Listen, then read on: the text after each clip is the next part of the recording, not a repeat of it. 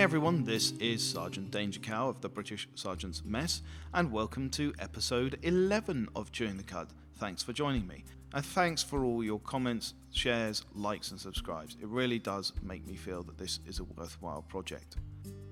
Now this idea has been rattling around, in fact two ideas have been rattling around in my head since I saw a Reddit post by Snoo603 in which he basically said that people who play the objective should be rewarded with more points, because that's the whole point, is encouraging teamwork and all the rest of it. And in fact, Dice Tigger came on and responded that yes, this is exactly the sort of thing that we're looking at in the next initiative, in the CTE, which is fantastic. And I think it's actually credit to Dice to look to doing this, because it involves a bit of a change, in fact a large change in the way that the scoreboards would be displayed and probably operate. And also I think it changes the mindset, and will do over time, of how people look to play the game and how people look to play the objective. Because after all, at the moment, the scoreboard basically gives you your kills, your deaths and your score, which is not, it's not very indicative of how people have played the game. What would be good to see is how people have got involved, and how much people have got involved, and what they've done to get involved, and so on and so forth. So that's kind of the second part of what I'm getting onto this week. But the first part I wanted to think about was, how would you reward people who would be playing the objective? So I've started up with the PTFO Initiative, which is a bid to try and get the community working together and saying, yeah, this is how I think it should work. Now I think actually there's quite a simple way of doing this, and the way I've come up with is coming up on the screen now.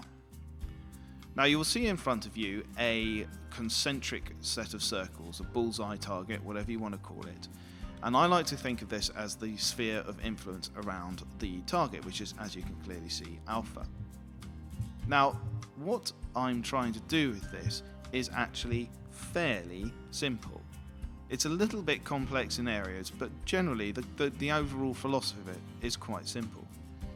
Now we're going to start by saying that the multipliers you see, or boosts, are only available to people inside the sphere of influence. So someone outside, like you see U1 and R1, they cannot receive nor create, crucially, any bonuses. The only bonuses actually they can get, or I think they should get, is if they have a Tugs or a Mav and they're spotting people within the sphere of influence. But that's for you perhaps to comment on down below. Now firstly, it's important to note that your kill bonus, i.e. the 100 points you get for killing someone, is calculated and linked to where you are in the SOI, in the sphere of influence. So a kill bonus for U3, for example, would be 50, i.e. 50% of 100. Therefore his total kill score would be 150. So that's fairly simple. And where things get a little bit more complex and interesting is bonuses, because bonuses are affected by where the player receiving the bonus is within that sphere of influence. Let's take an example. R4 shoots U3, and whilst his kill score would be 150, his bonuses would get an 80% boost. So let's say R4 killed U3 with a headshot. He stopped a 5 kill streak and got a saviour bonus. His original total would be 170. His total under this system would be 276. Now of course all ammos and medikit points would be earned dependent on where the medikit or the ammo box is. That's because you don't get the points where you are, you get the points wherever the person is getting the reload or the health from. And repairs would of course be based on where the repairer is. Tugs and Mavs, etc. would get a spot bonus boost regardless of the operator's position. I said this at the beginning and I think that's only right.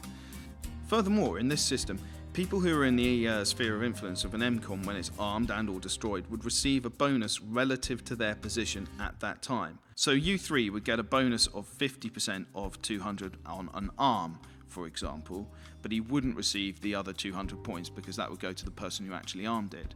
So what it's doing is it's actually encouraging people to get into a zone to support an arm and thereby get a percentage of the points because they've helped out, which I think is exactly right.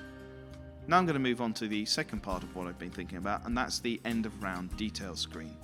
Now, I've done this for Rush and Conquest because I don't play Obliteration, and obviously deathmatch based games don't need it. So let's take a look at the top left and Defender's DFSD. Now this is diffused score. And as I mentioned before just a few seconds ago, the diffused score would be generated based on whether or not you actually diffused an objective, or where you were when an objective was diffused. The next one is the killed at objective score. Now this is the total kill score for killing any enemy who are at the objective. So again, this is based on where the enemy was and your kill score for that. Finally, you get the DEFK, which is the DEFK score. Now this is the total defensive kill score for killing players whilst defending the objective. So obviously this will kind of incorporate both the player getting the kill, but also where he is relative to that sphere of influence. So if he's in the red zone, every bonus and everything else, he will get his 80% boost on top of it. Now you move on to attackers. It's essentially flipped around. It's the same thing, but for arming an objective or killing any enemy who are at the objective. And of course the last one is total attacking kills score for killing players whilst attacking the objective. Same thing, so you're killing someone who's defending, you're in the red zone, you get an 80% for all your bonuses from killing that player.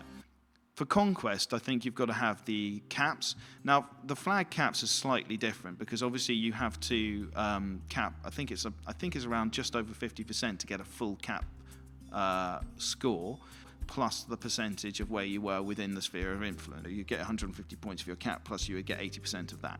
The KEO would be the total kill score for killing any enemy who are at the objective, much like in the Rush one, similar set of principles. And again, DEFK is the same as last time up in Rush, as the total defensive kills score for killing players whilst defending the objective. Lastly, on the bottom right, you've got something which I just kind of added as almost as an afterthought, but something I thought would be quite a cool little feature. I thought it would be quite good if you could roll your mouse over onto someone's name and find out where they got their majority of points and how they played the game and that sort of thing. So I thought it would be quite cool to have a look. Now I know you can do that more or less in Battlelog, but I think it's quite interesting just to have this popping up if you wanted to have a look. So on the left, obviously, you've got how many points they earned in whatever class they were playing at during the game, and this is per round, obviously. Then you've got squad orders accepted. Now this is quite key because you want people to accept squad orders, so this would be quite good to show how many times they did. Then you've got squad points, so obviously the number of times they got points off squad mates rather than just teammates. Then I've got sort of more class specific things, so you've got spots, repair points, ammo points and health points, and PTOQ. Now PTOQ is the play the objective quotient and is calculated as your total points as a percentage of the team score.